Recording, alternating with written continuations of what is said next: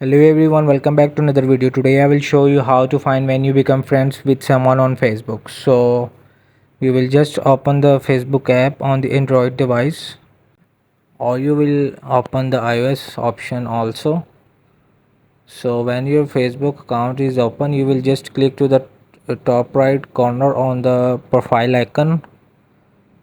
So you will just scroll down to find settings, and in the settings you will scroll down and you will see there is the activity log, your activity. So from here you will see the connections. So you will just click to the friends and you will click to your friends.